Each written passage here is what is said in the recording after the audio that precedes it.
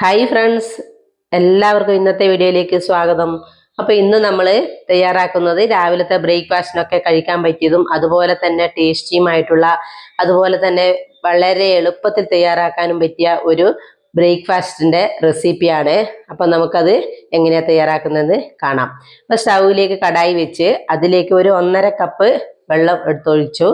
അതൊന്ന് നന്നായിട്ട് ചൂടായി വരുമ്പോൾ നമ്മൾ അതിലേക്ക് ഗ്രേറ്റ് ചെയ്ത 1 കപ്പ് ക്യാരറ്റും കൂടി ഇട്ട് കൊടുത്ത് ഇതിനെ ഒന്ന് നന്നായിട്ട് മിക്സ് ചെയ്തു. അതിലേക്ക് ആവശ്യത്തിനുള്ള ഉപ്പും കൂടെ ഇട്ട് കൊടുത്തു.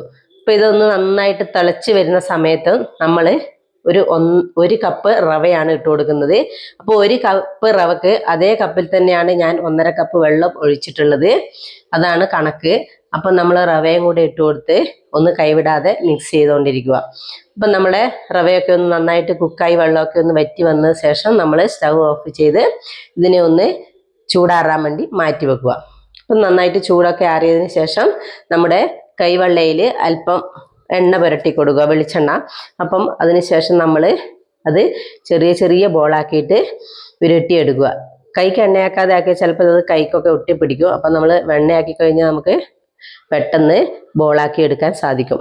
അപ്പം നമ്മളതിനെ എല്ലാം ചെറുതായിട്ട് ബോളാക്കി മാറ്റുക. അപ്പോൾ വീഡിയോ കണ്ട് ഇഷ്ടപ്പെടുകയാണെങ്കിൽ ഒന്ന് ലൈക്ക് ചെയ്യാനും അതുപോലെ ഒന്ന് ഷെയർ ചെയ്യുക, ഒന്ന് സപ്പോർട്ട് ചെയ്യുക, അതുപോലെ ഒന്ന് സബ്സ്ക്രൈബ് ചെയ്യുക.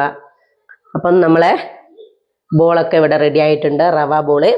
അപ്പം നമ്മളിനി കുറച്ച് പണിയും കൂടി ഉണ്ട്. അപ്പോൾ ഇനി സ്റ്റൗവിലേക്ക് കടായി വെച്ച് അതിലേക്ക് 2 ടേബിൾ സ്പൂൺ വെളിച്ചെണ്ണ ഒഴിച്ച് കൊടുത്ത് ഒന്ന് കടുവൊക്കെ ഇട്ട് പൊട്ടിച്ചതിന് ശേഷം നമ്മൾ അതിലേക്ക് 1 ടേബിൾ സ്പൂൺ കടലപ്പരിപ്പാണ് ഇട്ട് കൊടുത്തത്. കടലപ്പരിപ്പ് ഇട്ട് കൊടുത്ത് അതിനൊന്ന് ചൂടാക്കി എടുക്കുക. പിന്നീട് നമ്മൾ അതിലേക്ക് ഇട്ട് കൊടുക്കുന്നത് 1/2 ടീസ്പൂൺ ചെറിയ ജീരകമാണ്. ചെറിയ ജീരകത്തിൻ്റെ ചുവ ഇഷ്ടമില്ലാത്തവർക്ക് അത് ഒഴിവാക്കാവുന്നതേ ഉള്ളൂ.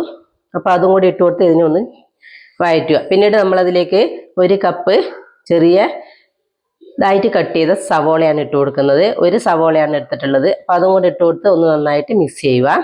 സവോള നന്നായിട്ട് കളർ മാറുന്നവരെ വഴറ്റുകയൊന്നും വേണ്ട, ഒന്ന് ജസ്റ്റ് വാടി കിട്ടിയാൽ മതി. അതിലേക്ക് നമ്മളൊരു വറ്റൽമുളകും അതുപോലെ കുറച്ച് കറിവേപ്പും കൂടി ഇട്ട് കൊടുക്കുക. പിന്നീട് നമ്മൾ ഇതിലേക്ക് ഇട്ട് കൊടുക്കുന്നത് 1/2 ടീസ്പൂൺ മുളക് പൊടിയും 1/2 ടീസ്പൂൺ സാമ്പാർ പൊടിയും കൂടിയാണ്. അതും കൂടി ഇട്ട് കൊടുത്ത് ഇതിൻ്റെ ആ ഒരു പച്ചമണമൊക്കെ ഒന്ന് മാറുന്നവരും ഒന്ന് വഴറ്റിയെടുക്കുക. അപ്പോൾ ഇതൊക്കെ ഇട്ട് കഴിഞ്ഞതിന് ശേഷം നമ്മളിതിലേക്ക് 1/4 ടീസ്പൂൺ കായമാണ് ഇട്ട് കൊടുക്കുന്നത്, അതായത് സാമ്പാർ കായം. അതും കൂടി ഇട്ട് കൊടുത്ത് അതിനെയും കൂടെ ഒന്ന് മിക്സ് ചെയ്യാം. പിന്നീട് നമ്മൾ ബോളാക്കി വെച്ച റവ ബോളും കൂടി ഇട്ട് കൊടുത്ത് ഇതിനെ ഒന്ന് നന്നായിട്ട് മിക്സ് ചെയ്യുക. അപ്പം നമ്മളുടെ ആ മസാലയും അതൊക്കെ ഒന്ന് നന്നായിട്ട് ഈ റവ ബോളിൽ പിടിക്കുന്നവരെ ഒന്ന് നമ്മൾ ലോ ഫ്ലെയിമിൽ വെച്ചിട്ട് വഴറ്റിക്കൊണ്ടിരിക്കുക. അപ്പം നമ്മളിത് ചെയ്തെടുക്കേണ്ട ലോ ഫ്ലെയിമിലാണ്, ഇല്ലേ പൊടികളൊക്കെ പെട്ടെന്ന് കരിഞ്ഞു പോകും.